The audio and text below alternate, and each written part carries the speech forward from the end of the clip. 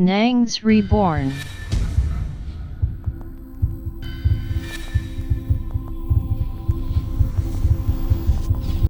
Waouh, une femme cherchait un enfant et elle s'est retrouvée entre les mains d'un marabout ou un féticheur. En fait, c'est un homme mystique.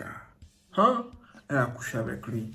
Et malheureusement, ça a mal tourné. Qu'est-ce que c'est? C'est ça! Est-ce que vous voyez ça?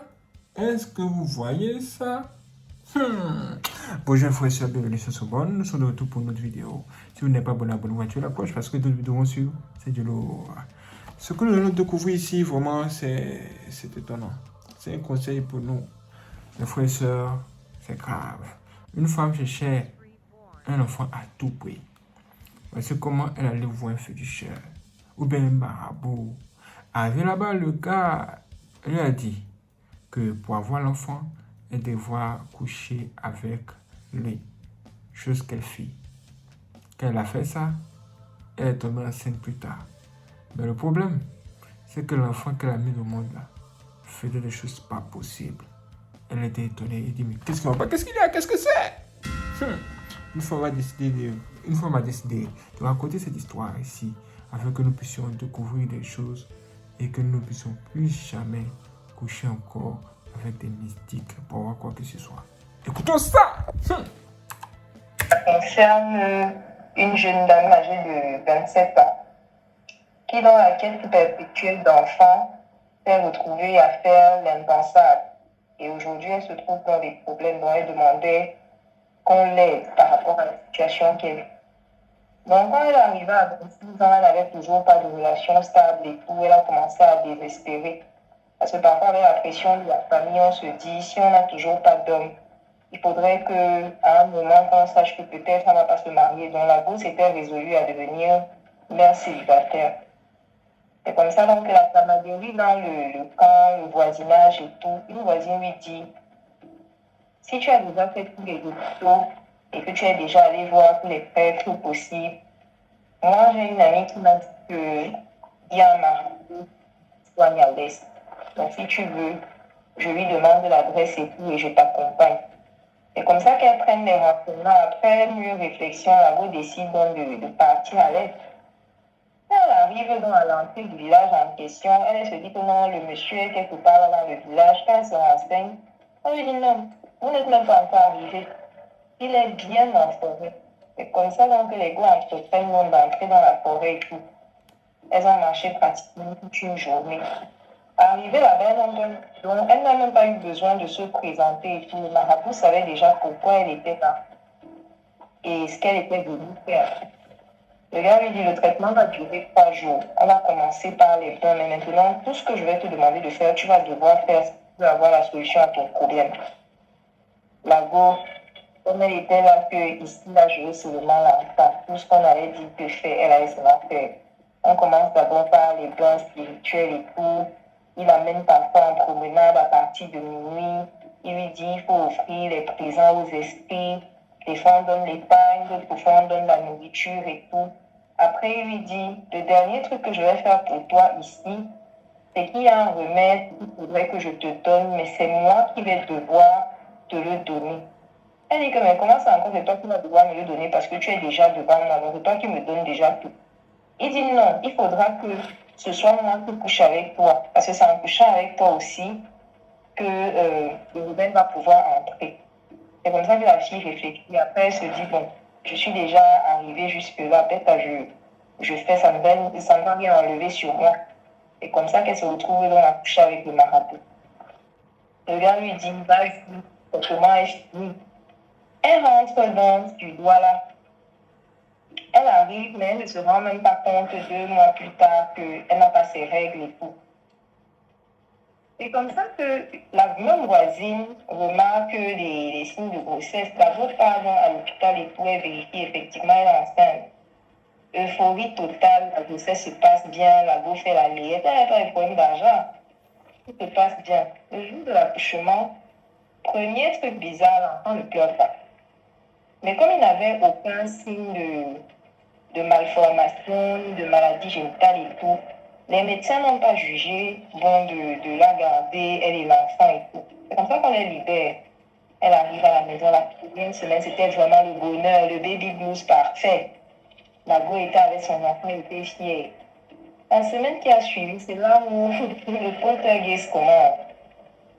Elle dort avec l'enfant parce qu'elle n'avait pas acheté le berceau. Elle disait qu'elle a tellement attendu son enfant qu'elle voulait pouvoir ressentir sa chaleur chaque nuit. Elle dormait donc avec l'enfant directement sur son lit. Elle s'endort avec l'enfant sur son lit. Le matin à 6h, l'enfant est couché au salon. La voix se dit que non, peut-être les insomnies de la nuit, à force de bercer l'enfant, nourrir l'enfant dans la nuit, elle a sûrement oublié de venir avec lui dans la chambre et elle a oublié au salon. Deuxième nuit pareil. Troisième nuit pareil. C'était déjà récurrent à un moment au point où, même en journée, l'enfant disparaissait de la chambre pour atterrir au salon. Parfois, il ne se déplaçait pas trop loin. Quand il disparaissait peut-être du lit, elle le retrouvait au sol. Et c'est genre quand il atterrit au sol comme ça, tu n'entends même pas un grand bruit. Hein. Tu n'entends rien du tout. Tu viens souvent trouver que l'enfant est au sol, mais il ne parle pas, il ne crie pas, il ne pleure pas. Et elle avait aussi remarqué que l'enfant là ne pleurait pas. C'était genre quand toi tu décides que tu vas le nourrir, tu vas seulement lui donner un manger. Mais si tu ne donnes pas, il ne pleure pas. Elle le changeait, elle s'occupait de lui net comme un enfant. Un jour, donc, elle décide de tout confier à sa voisine en question qui l'avait amenée à l'école. Elle me dit, maman, l'enfant-ci est bizarre. Elle lui dit comment ça. Quand elle explique à la voisine en question, la voisine ne la croit pas. Elle dit, ok, tu n'es pas mariée, non. Viens dormir chez moi. Personne ne va te chercher la nuit. La fille voulait d'abord prendre la poudre d'escampette. Non, j'ai mon chou qui va venir. Elle dit que non, laisse ton chou.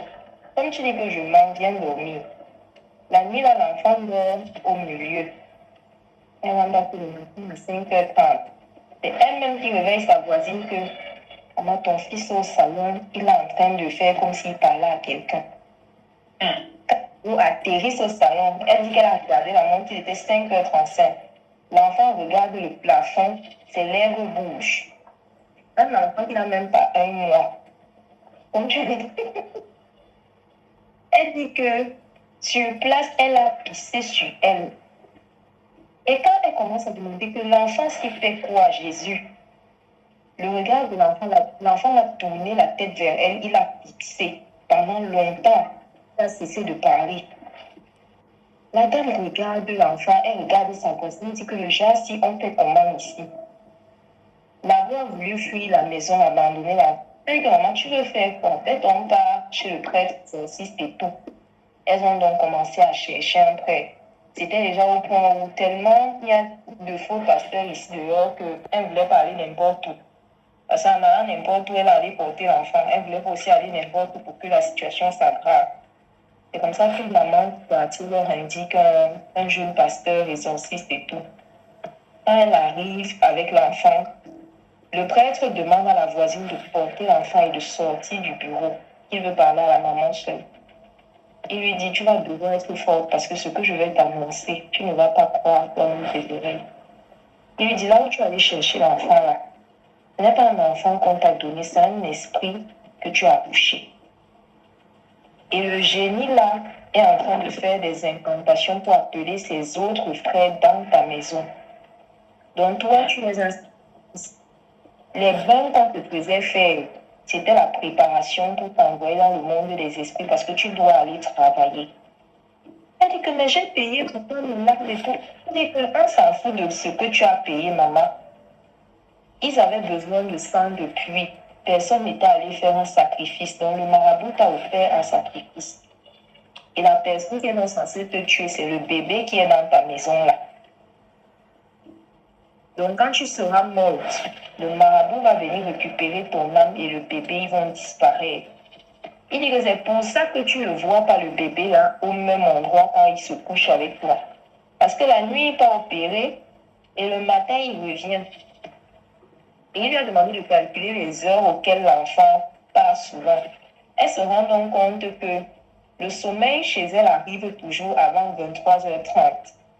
Et quand elle retrouve l'enfant, il est déjà plus de 5h30. C'est là où le gars lui dit, On vous demande souvent de faire les prières dans la nuit à des heures stratégiques, vous ne comprenez pas. Les heures auxquelles tu t'endors, ce sont les heures des sorciers, les heures auxquelles normalement il faut prier. C'est à cette heure-là que l'enfant disparaît parce que justement, c'est à cette heure-là que les sorciers partent travailler. Et le jour où tu vas l'empêcher, tu vas pouvoir l'empêcher de rentrer dans son corps. C'est là où l'enfant va mourir parce que ce n'est que l'enveloppe corporelle qui est là. Si on te montre vraiment la personne qui est dans le corps là, je ne suis pas sûre que tu vas continuer de porter l'enfant et l'évacuer. La go était paniquée. Elle dit qu'elle ne sait pas quoi faire. Elle dit qu'elle n'est même pas sûre que les prières vont pouvoir l'aider là où elle était là. Donc, quand elle racontait son histoire, c'était beaucoup plus pour aider les gens et dire que véritablement, même quand on cherche l'enfant, il y a des choses qu'on ne devrait pas faire. Seigneur.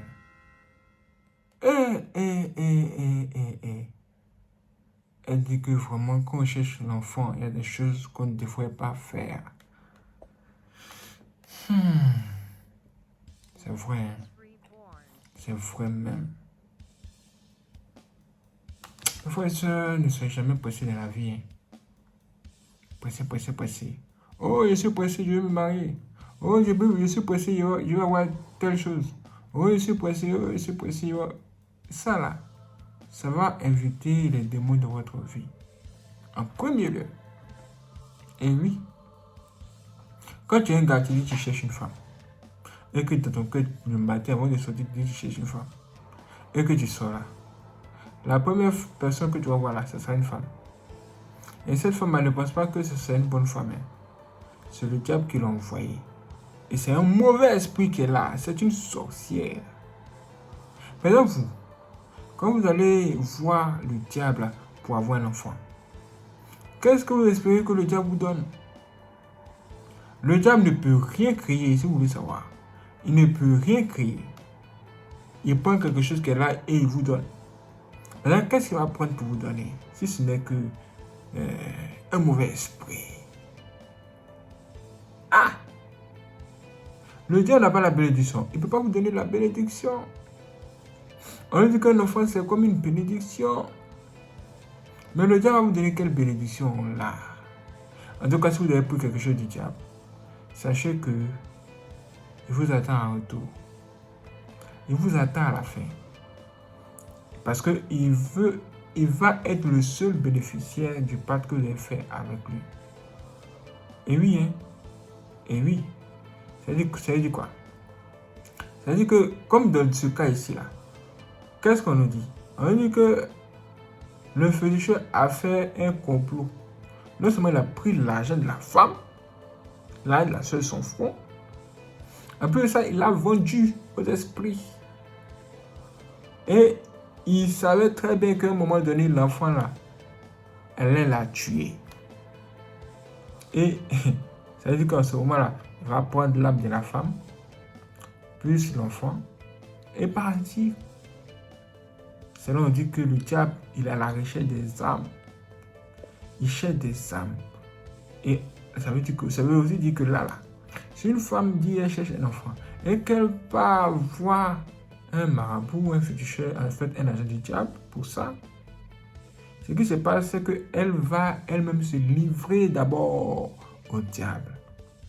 Une fois qu'elle est bien livrée, tout ce qu'elle va recevoir là, c'est que du grand n'importe quoi. Grand n'importe quoi. C'est chercher un enfant. Le diable va donner un démon, un enfant possédé. C'est un démon qui est là même. Si elle cherchait quoi que ce soit, c'est que du grand n'importe quoi, le diable va lui donner. Rien de bon. Rien de bon va sortir du monde du diable. Rien de bon. Que la destruction à la fin. Que la destruction. Et oui, c'est comme quelqu'un il croise une jolie fille dehors. Parce qu'elle est jolie, c'est une femme. Elle est déjà une femme. Il avait dit, c'est une belle femme. Sans savoir que c'est une sorcière aussi qui est là. Il la voit, il s'approche d'elle. Et elle est gentille avec lui tout à coup. Tout à coup, elle est gentille avec lui. C'est elle-même qui prend la relation à cœur. Et elle lui offre des cadeaux tout le temps. Et il est content. Et il est très content. Sans savoir même d'où lui vient son argent. D'où lui vient son argent. Comment elle fait pour lui offrir le cadeau? Mais ce qu'il ne sait pas, c'est qu'elle attend un jour le bon moment pour le sacrifier lui-même. Lui-même, elle va le kenner. L'argent qu'elle te donne là, elle va utiliser ton âme pour aller remplacer ça. Elle va utiliser ton esprit pour aller remplacer l'argent qu'elle t'a donné. C'est de ça qu'il s'agit. Donc elle savait qu'elle allait te manger à la fin. C'est la raison même pour laquelle elle t'a attiré avec son argent, avec ses cadeaux. Vraiment, le monde est devenu très méchant. En fait, le monde était déjà méchant. Le Seigneur Dieu nous a déjà dit, il dit malheur à la terre, car le diable est descendu vers vous. Et oui, ça veut dire que c'est vraiment malheur à la terre. Malheur au monde, ce monde-là. Ce monde, c'est un monde mauvais, malheureux. Sur YouTube, je pense. C'est un monde très, très, très, très mauvais. Je vous l'assure. Faites attention à vous. Partagez cette vidéo au maximum. Il faut que les gens puissent avoir ces conseils-là. C'est très important. Waouh, c'est extraordinaire. Merci les frères et sœurs d'avoir regardé cette vidéo. Si vous n'êtes pas abonné, abonnez-vous, activez la cloche. Et n'hésitez pas à partager cette vidéo à tous vos amis. Et si vous voulez faire des dons pour soutenir notre bande, dans la description se trouve un lien où vous aurez nos informations bancaires pour faire les virements bancaires ou bien vous pouvez faire les dons via PayPal. Dans la description se trouve aussi un autre lien. Et vous avez aussi la possibilité de faire des dons directement via YouTube Super Fans. Encore merci.